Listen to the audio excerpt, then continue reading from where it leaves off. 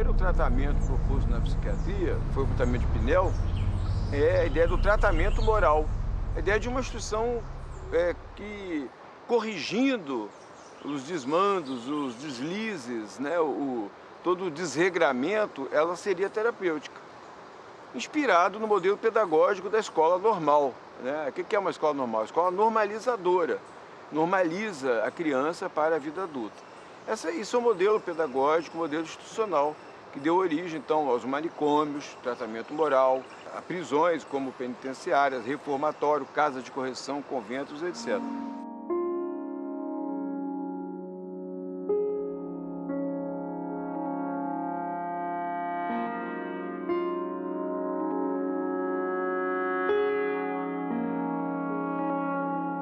A questão fundamental que eu considero da reforma psiquiátrica é transformar as relações da sociedade com a loucura, com a diversidade, com a diferença, com a alteridade. Essa ideia que o que é desconhecido é perigoso, tem que ser afastado, tem que ser excluído, etc. E sim reconfigurar essas relações, né, em termos de criar outras possibilidades. Então, com as pessoas que são diferentes, que são diversas, e no fundo, a gente tem uma frase que dentro do movimento antimanicomial começou a ser usada no Fórum Gaúcho de Saúde Mental, que é uma frase da música do Caetano: de perto ninguém é normal. Mas eu também sei ser careta, de perto ninguém é normal, às vezes segue em linha reta, a vida que é meu bem, é disso meu que a mal. gente está falando, né? De pessoas que viveram anos excluídas do direito de escolha, excluída da possibilidade até de a gente ver relatos, né, de apertar um interruptor. Isso significa de escolher a hora de apagar e acender a luz, né? Ou seja, de escolher a hora que eu vou dormir, que eu vou acordar, né? De escolher como eu vou comer, o que eu vou comer, né? De não ter o que comer, o que eu vou vestir. Para essas pessoas que viveram anos de institucionalização, isso ficou perdido. Nesse sentido, a mudança do modelo assistencial é muito importante, claro, fechar os manicômios, grandes espaços de exclusão, de violência, de morte, né, de deshistorização das pessoas, mas, por outro lado, é de construir outras relações. Então, se implica, claro, ter serviços abertos, que são não locais de tratamento exclusivamente, mas de sociabilidade, de produção de vida, de reinvenção da vida, de contrato social. Para isso, eles têm que ter outros recursos, que não só o remédio, que não só a terapia no sentido clássico. A curva de redução de leitos de característica asilar e ampliação de pontos de atenção de característica extra-hospitalar, característica comunitária, de aplicação dos serviços em ambiente comunitário, ela é irreversível, né? Cada vez mais nós vamos despender menos recursos com a rede hospitalar e cada vez mais vamos despender mais recursos com a rede extra-hospitalar.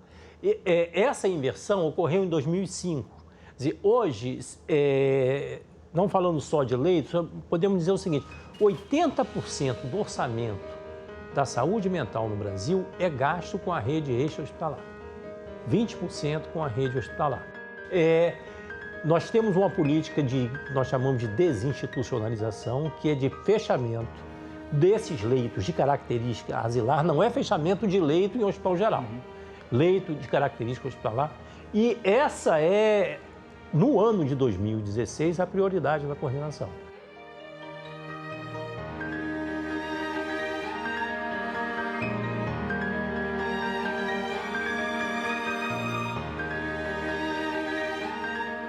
Eu, quanto militante da área da saúde coletiva, ainda acho que nós temos que dar um fechamento aos ainda mais de 25 mil leitos psiquiátricos no país.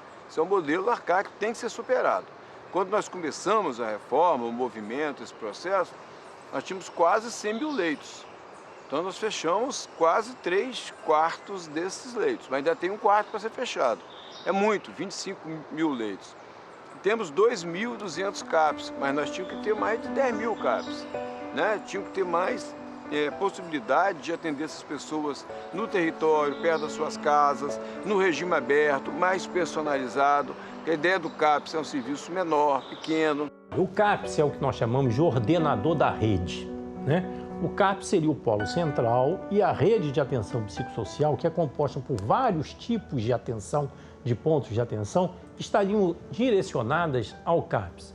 Eu não acho que existam tantos CAPS assim, eu acho que a gente precisa ter mais. Eu vou até te dizer, eu estou há 46 dias na coordenação. Nesses 46 dias, eu autorizei novos 46 CAPS, é como se eu tivesse autorizado um por dia. Tem pessoas que criticam o CAPS, a capilaridade do CAPS e tudo. Hoje em dia, nós temos uma dificuldade grande de CAPS na região norte do Brasil, devido a questões demográficas, devido a questões de distribuição das pessoas. Nós não temos uma amplitude, uma cobertura muito boa de CAPS na região norte. Agora, não são mais 2.241, já são 2.424 hoje.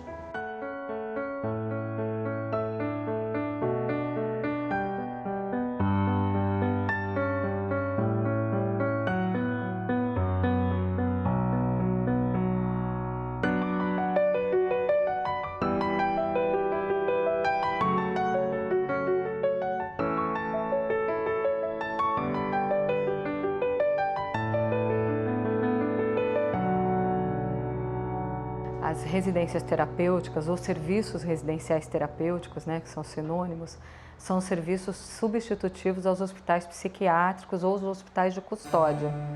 E são indicados, né, para pessoas que tiveram longamente internadas, né? Quando a gente fala longamente, essa é uma dúvida que geralmente aparece a partir de 2 anos.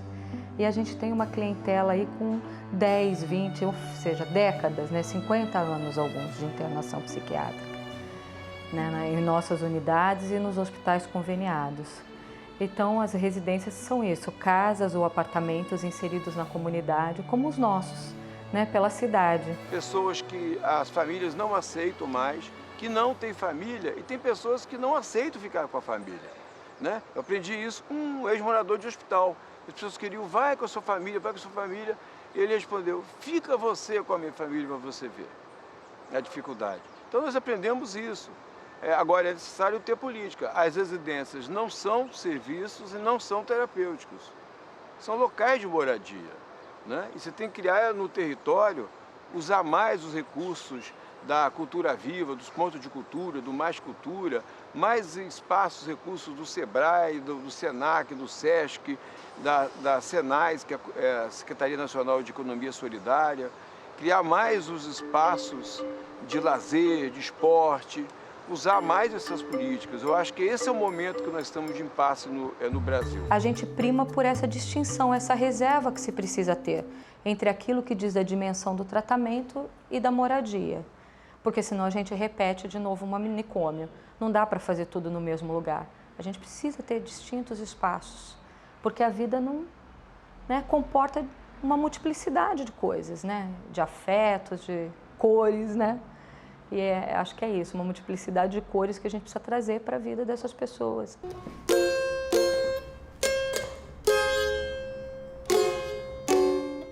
É a política do encontro, digamos, né? Com cada morador vai se dar de uma maneira, num tempo, vai ser para todos igual, é uma prescrição, né? Todos vão ter que ir ao clube, todos vão ter que estar na escola, não.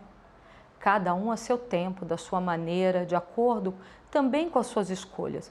Lógico que isso não significa que a gente não possa fazer ofertas, mas as ofertas não podem ser desencontradas do desejo desse sujeito, né? Porque a gente está falando de pessoas, né? Então, eu acho que é isso que no manicômio fica totalmente desconsiderado. Muitas das vezes eles vão responder para você assim, eu estou feliz, mas eu queria estar na minha casa.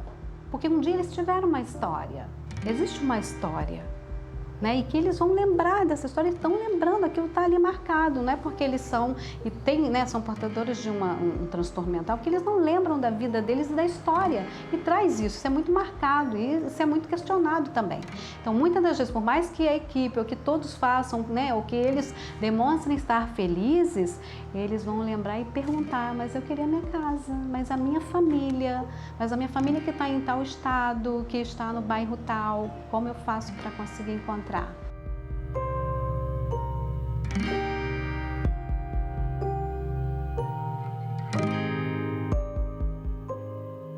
A medicação, hoje, tem uma discussão, chegou um limite esse debate da medicalização, da patologização. Às vezes se fala em medicalização, se reduz a medicina e ao médico. Só a medicalização não é dar nem remédio e nem só tratar, é você transformar em patológico, da ordem da doença e da saúde e doença, aquilo que é da ordem do social. Desemprego é da ordem social. Embora isso possa causar tristeza, depressão, falta de ânimo, melancolia na pessoa, mas isso é fundamentalmente uma questão social, né? A questão do corpo, da vida, do luto, são questões de ordem social, naturais e necessárias ao humano. Então as pessoas hoje perdem um familiar, elas acham que tem que tomar um antidepressivo, né? Isso é um equívoco, é um desvio da necessidade, inclusive, que o luto tem, né, na nossa história, na nossa reconstrução de vida, de projeto e tudo mais. É preciso superar o luto, saber superar uma perda para ir à frente.